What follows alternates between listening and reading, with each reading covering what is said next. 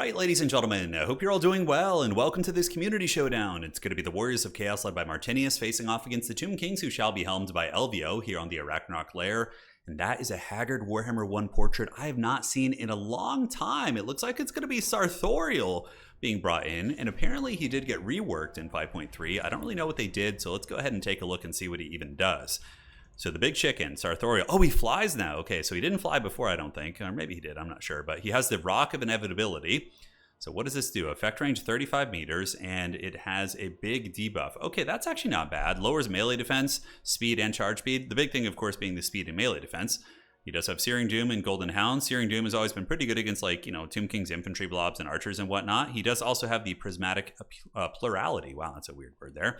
So it looks like when he's casting, it's going to be decreasing cooldowns. And yeah, so he just kind of has this ability, and I'm pretty sure he flew before, right? He wasn't, like, stuck on the ground all for Warhammer 3, but regardless, this could be nice for Alpha Strike fights and trying to pick off powerful characters. And he does have good stats, 56, 56, and 470, so, you know, not bad at all. On the ground, it's going to be Marauders, backed up by Chaos Armored Trolls. You kind of need them because Tomb Kings will bring a new Shopsy and their new Tomb Scorpions, actually. If you don't put respect on that, you need to bring the Armored Trolls to kind of fight them, and the rest of the army is going to be very Marauder-centric, with an Exalted Hero leading the charge on the other side. Now, for the army of the Great Elvio, we have an RTK Duel of Fates. One of them has the name in the front and the other on the other side, so the clan tag, a little bit of a diversity there. We got the Skeleton Spearmen, double Ushopti Grepo, which, well, they can definitely nail down, you know, anything, really. I mean, but the Armored Trolls, Chaos Warriors, whatever it may be, they're good at shooting those. However, on this map, they're a bit of a precarious pick. There's a ton of obstruction and weird hills and elevations, so I think that this kind of shooting on this map can be tough. So we'll see if Elvio is going to be able to make that work. Cetra is super meta. Cetra is insanely powerful. I think even after the nerfs, Khemri War Sphinxes are still overtuned. But, you know, it's also nice to have, like, a monster actually be decent, because oftentimes in domination, monsters aren't the best. So it is cool to see that. Triple Ushopti Grepo coming out. All right, he's going to be shooting the Goose and really testing the micro here of Martinius. But Martinius does have very good micro, so it should be all right. And we do see the Golden Hounds of Gehenna going down. So the first match from the Changer being dropped. Sarthorael is eating a couple shots. Meanwhile, the Warriors of Chaos going to be grabbing all this ground, and the Exalted Hero of Tzeentch has been called in. I do like that. He's an anti-large, armor-piercing character, and he did bring the Book of Secrets. So we're going to the casino here today, baby. It either gets a Fate of Buna, Withering Heat, or Enfeebling Foe, all of which are decent, honestly.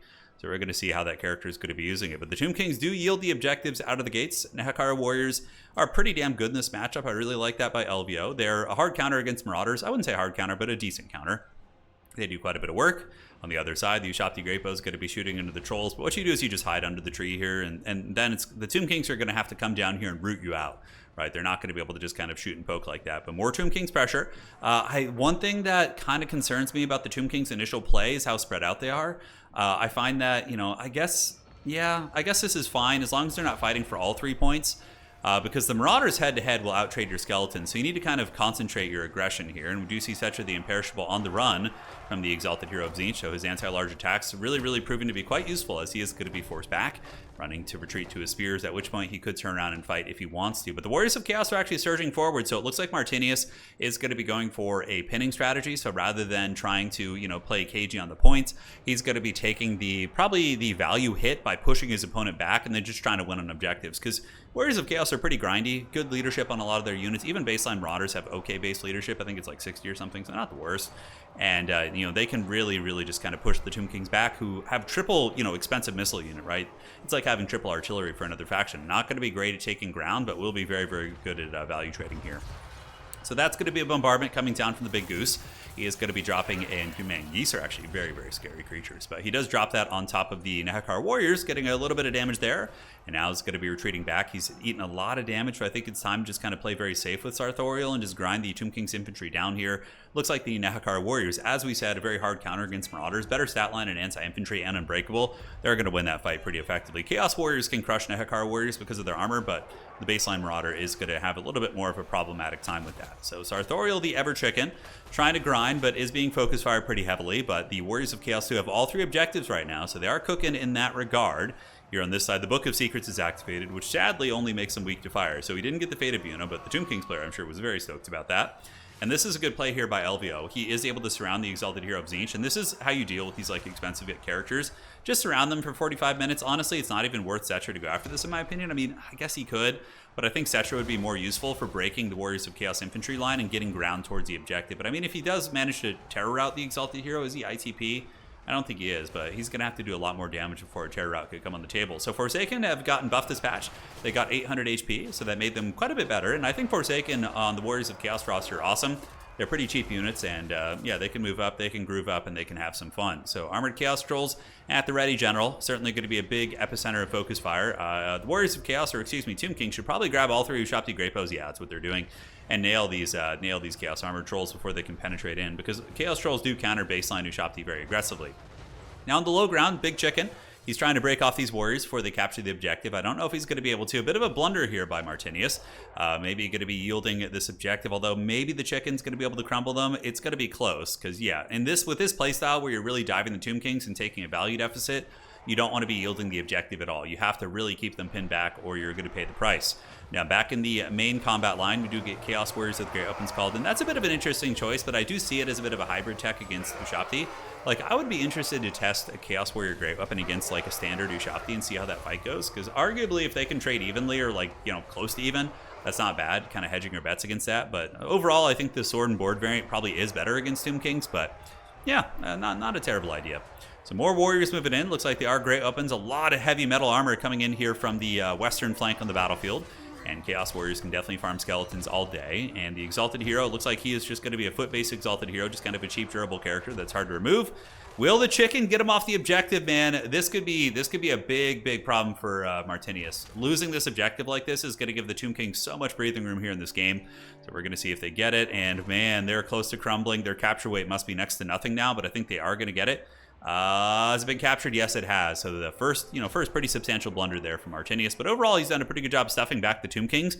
But is he going to be able to maintain the objectives? He's massively far ahead. Obviously, at this point, he probably would. I don't know if it's. Yeah, I think he would win on just one, because obviously the Tomb Kings have like nothing. But it's going to be easier said than done. And we do see 6.8 here for LVO. Martinius going to be sitting at 3,100 as the Armored Chaos Trolls do make their way down towards the low ground. They're going to be karate kicking some of the Nehekar Warriors and Ushapti now on their way. And Ushapti are so freaking cool. I mean, yeah, I know I say this all the time, but Warhammer Total War looks so freaking awesome. The battles and just like kind of, it's like the game that we all wanted when we were young, right? We finally got it. Just these cool epic fantasy battles going on. So will there be a resurgence here for the Warriors of Chaos? We see a lot of capture weight coming in, Forsaken and Chaos Warrior Halberds, which will counter the Ushapti melee, but the Boshapti are going to be the big issue, right? And there still are a couple of them, although the Exalted Heroes of Tzeentch kind of makes me think, yeah, the Exalted Heroes of Tzeentch seem pretty rad in this matchup, like a really cheap disruptive unit that can get back here and cause havoc. And now we see the Big Chicken just getting flattened, dude. He's getting taken to KFC here. He does get knocked down. He's pretty beat up, but should be able to run away here, I would imagine. Ushapti Greypoe still putting hurt onto him. And is the middle objective going to be stabilized? The Warriors of Chaos do stabilize it. The Forsaken are able to rip up the Skeleton Spearmen very well. And down here on Objective 1, we do see that belong to the Tomb Kings. Objective 3 going to be belong to the Tomb Kings as well, so they've certainly taken a lot of ground. I think that was maybe one thing that I would critique in Martinius' play is fighting in the middle. I think if you just kind of, like, doing that stuffing strategy is certainly viable, and you can win that way. But I think that just kind of hunkering down under the trees and ignoring the middle objective. So like you hunker down under the trees, the Greypoes have no line of sight. If they want to have line of sight, they need to move like right here. And then you can kind of push them once they're close. And that's going to be kind of taking away their effectiveness to an extent. That's been my, this map, I played a lot of Nurgle, a lot of Khorne on this one. And that's kind of how you win with those guys. But Exalted Hero, battling it out versus the Ushapti Greypoes here. He's getting it done, 420 weapon strength. And what do we see for the Tomb Kings being called in? It looks like it's going to be Tomb Guard. Tomb Guard will be okay. I think like a Chaos Warrior Sword and Board will beat a Tomb Guard unit. I don't know about the Halberd variant. Low ground looks like Warriors of Chaos going to be able to get this one back with some very cheeky micro. They do get a couple of throwing axemen down here. Quick call in. Chaos Warriors coming in with Great Weapons and Armored Trolls. Might actually be able to take on the Skeleton Spears with the remnants of the Marauders, assuming they don't break. It might be enough DPS here. We will have to see. And now the Tomb Kings are kind of under pressure again. These characters are really, really doing the heavy lifting. We do see the Exalted Hero tar pitting in the backfield and occupying Cetra's attention. I think that there needs to be more of a sense of urgency from the Tomb Kings on the objectives, that's for sure. But we do see Objective 1. They did a good job getting that, and a lot of Ushapti and other units on their way in. Ushapti will hard counter this entire brick right here. And Cetra can also move up there and do some work. But he's been busy fighting that Exalted Hero for a long time, which I think you just ignore that Exalted Hero. The Boshapti are out of ammo anyways. So just move up and get these objectives, because it is getting very, very danger close. That is for sure. So here we see the Narrow's Incantation of Protection being activated. Physical Resist, I do like that. Objective is currently owned by the Warriors of Chaos. But with good micro, the Warriors of Chaos should not lose this objective. They could just kind of run circles around these skeletons. And there is going to be a Golden Hounds of Gehenna. So it looks like actually a charge going in. So a charge order will do some decent impact damage, but you're going to want to retreat right away. Those anti-large attacks of these Skeleton Spearmen will start really, really adding up, and you're going to be in the danger zone. Man, low ground Warriors of Chaos are getting this. They're down by freaking 5,000 value, but they're still scrapping and still getting it done. Will Cetra be able to roll up and get an objective? This is going to be a very, very close game. We do see the Cetra man coming in, routing these bad boys off. He is being chased by the Exalted Hero of Tzeentch, who has been the scourge of him this entire game. Exalted Hero going to be sitting at 1,000 value, so not bad at all. He probably costs about 1,200 with the Book of Secrets, I would suspect. But he should be able to win that. Currently, that Exalted Hero is so beat up. And Cetra, even though he's quote-unquote an anti-infantry character, he still connects very well with large targets. And is going to be getting that Exalted Hero sent to the Realm of Tzeentch. So farewell. Maybe this guy will be promoted to demonhood, or his soul will be tortured for all eternity, which is far more likely. And he's going to be escorted off. And looking at the objective, we do still see the Warriors of Chaos sending the Mirror Guard up. A good choice. They're immune to psychology, so even though Cetra will put a hurting on them, it's going to take quite some time.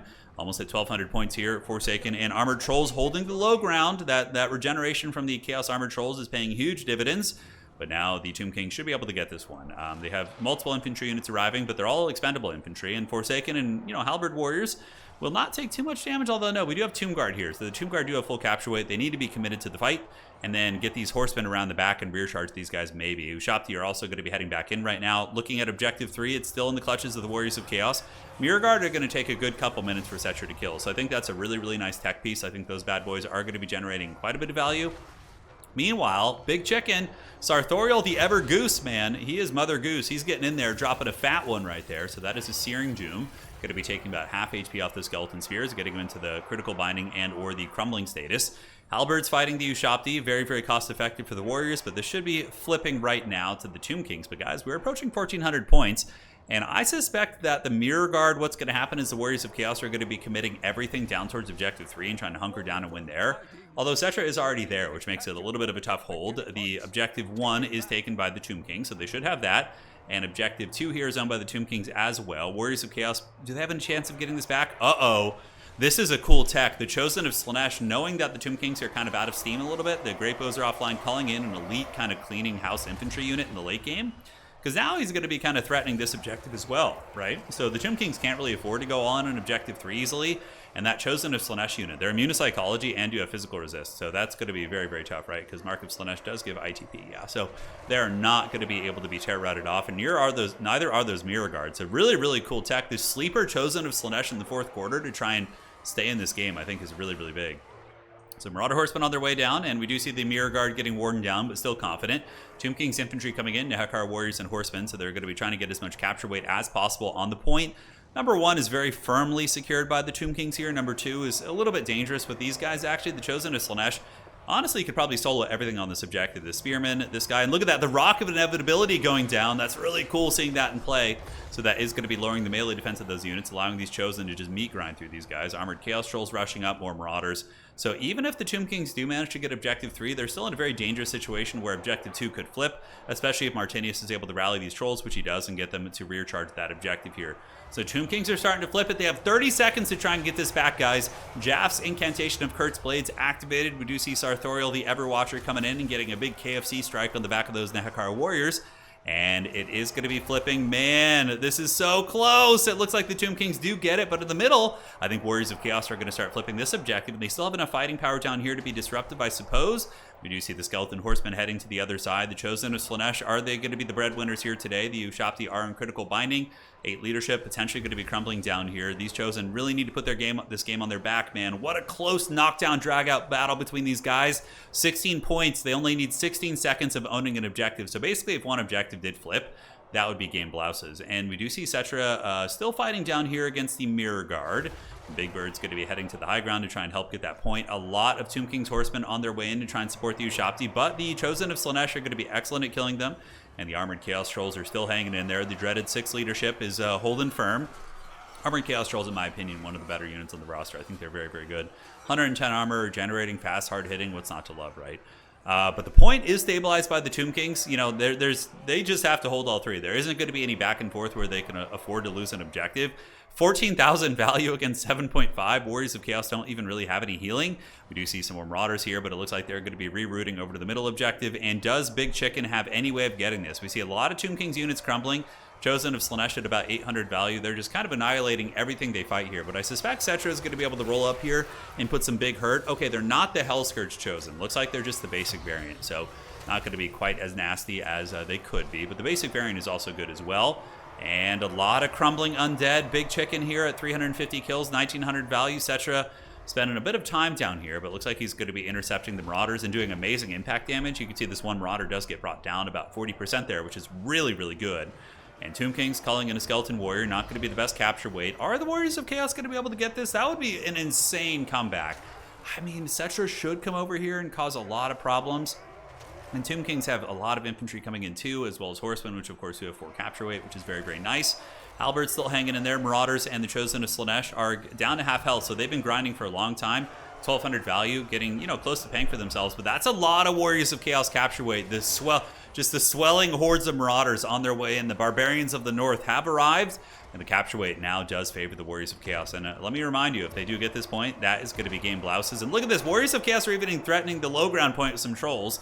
But we do see Nehekara Warriors should be able to get in there and shut that down. Uh-oh, it's flipping. I'm sure that during this game, LVO was sweating bullets right now. We do get some spears coming. Nehekara Warriors need to kind of hang down there and defend that point, so that makes sense. A lot of crumbling undead. The Chosen of Slaanesh putting this game on their back 100%. They just were kind of playing that long grind on this objective, and it has certainly paid dividends. Is Cetra going to be able to get any terror routes? The Slaanesh infantry will not be terror routed. Here are the Marauders holding these guys at bay. And another Chaos Warrior is going to be coming up. I think that's going to be enough. And I think the Tomb Kings are actually going to lose this game. What an insane comeback here. Absolute match. As the Warriors do arrive on the point, capture weight is starting to skyrocket. You can see it's very, very close to tipping. Sarthorael almost killed by Cetra, but the Tomb King's sustainability here is not great. Nehekara Warriors need to make sure they stay on the objective. Forsaken have arrived. And ladies and gentlemen, that is going to be a Warriors of Chaos victory, most likely. Unless the gods of old, the old Warhammer Egypt intervene here, which I don't think they're going to. But what a knockdown, drag out, scrappy game between these players. Hopefully you guys enjoyed that one as much as I did. That was a lot of fun. Love seeing Chosen of Slaanesh do work. And those ITP units, including the Mirror Guard, were also like a secondary carry. So Haggard Sarthorael, he didn't do bad. 2,000 value on him. I feel like Archaon would probably be better still. Like, just kind of like, you know, cut this guy and just get like an Archaon with Burning Head to just kind of cook these guys. It's also a smaller target, but the chicken wasn't bad for sure. I feel like the Chaos Warrior Grey Weapons were kind of a weak link compared to the shielded variant, which do last a lot longer. Armored Trolls were freaking awesome. Exalted Hero of Tzeentch was great, but the Chosen of Slaanesh, they took all of our hearts here with the 1800 value, so not bad at all. Cetra is a Giga Chad as always. He pretty much always gets like 2,500 values, insanely good. Ushabti Great Bows, actually, he was able to make them perform well, so shout out to LVO there. It was a nice performance, right? Like on that map, I would feel like they were weak and a more melee rush would be better. I want to see some people experimenting with Tomb Scorpions after they got the collision attack, so that would be interesting to see, but well played to these mighty champions. We'll see you around. Adios, do widzenia, and we'll see you guys on the other side. Cheers.